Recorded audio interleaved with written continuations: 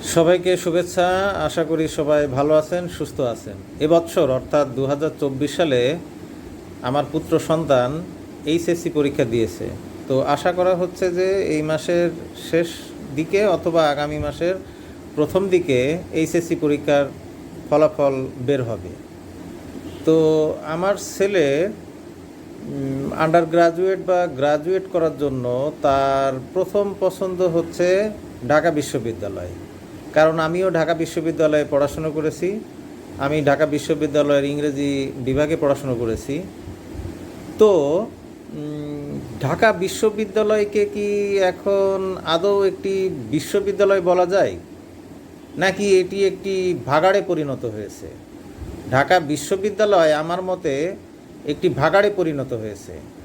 এখানে গত কিছুদিন ধরে কারা দাপাদাপি করছে দেখেন তো এটা আসলে আদৌ একটা বিশ্ববিদ্যালয় আছে কি না।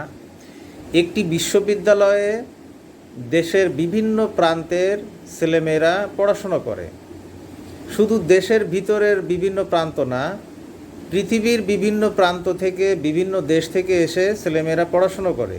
একটি ইউনিভার্সিটি আসলে একটা গ্লোবাল সোসাইটি, এবং একটা গ্লোবাল সোসাইটি তৈরিতে বিশ্ববিদ্যালয় কাজ করে।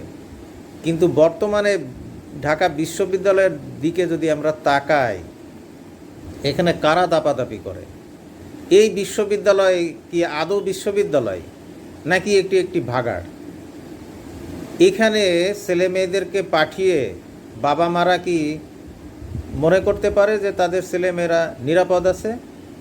বাবা মায়েরা কি মনে করতে পারে যে এই বিশ্ববিদ্যালয়ে এখন মানুষ তৈরি হয়, এই বিশ্ববিদ্যালয়ে অমানুষ তৈরি হয় না? এটা কি বাবারা মনে করতে পারে? গত কয়েকদিন আগে কি ঘটনাগুলো ঘটলো।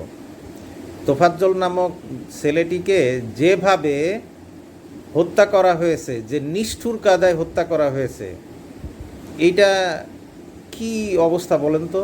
এটা কি কোনো মানুষের পক্ষে সম্ভব? যদি এদেরকে পিশাচ বলা হয়, তাহলে কি পিশাচকেও অপমান করা হয় না? যদি এদেরকে জানোয়ার বলা হয়, জানোয়ারদের কি অপমান করা হয় না?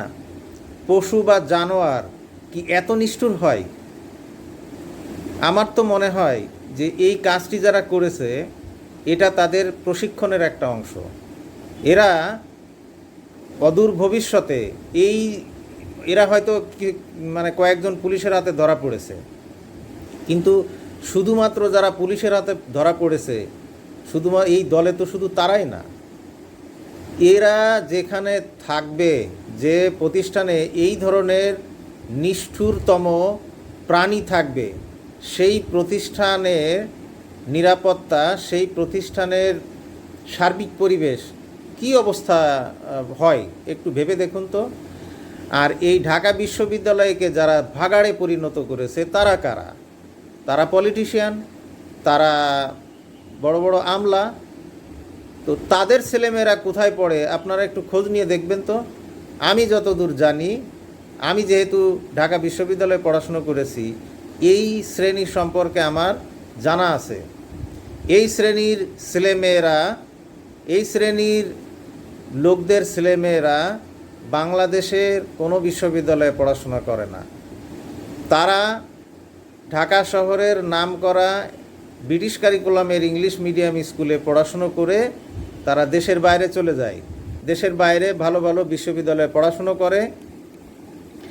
কেউ কেউ দেশে ফিরে আসে বাবা মার পৈতৃক ব্যবসা দেখাশোনার জন্য, অথবা বাবা মার পৈতৃক রাজনীতিতে এসে যোগ দেয়। আর ঢাকা বিশ্ববিদ্যালয় সহ বাংলাদেশের শিক্ষা প্রতিষ্ঠানগুলো তারা ভাগাড়ে পরিণত করে। ভাগাড়ে পরিণত করতে করতে আজকে ঢাকা বিশ্ববিদ্যালয় পুরোপুরি একটি ভাগাড়ে পরিণত হয়েছে। আর যারা মনে করছেন যে না, এইটাই দরকার ছিল, এইটাই আসলে আদর্শ পরিবেশ, এটাই আসলে প্রয়োজন, ভাইরে ভাই কিছুদিন ওয়েট করেন, দেখেন কি হয় আস্তে আস্তে। কারণ যে জঙ্গলে উন্মুক্ত হিংস্র প্রাণী ছাড়া থাকে, সেই জঙ্গলে আর যাই হোক মানুষ বাস করতে পারে না। Wait and see. সকলকে ধন্যবাদ, ভালো থাকবেন সবাই।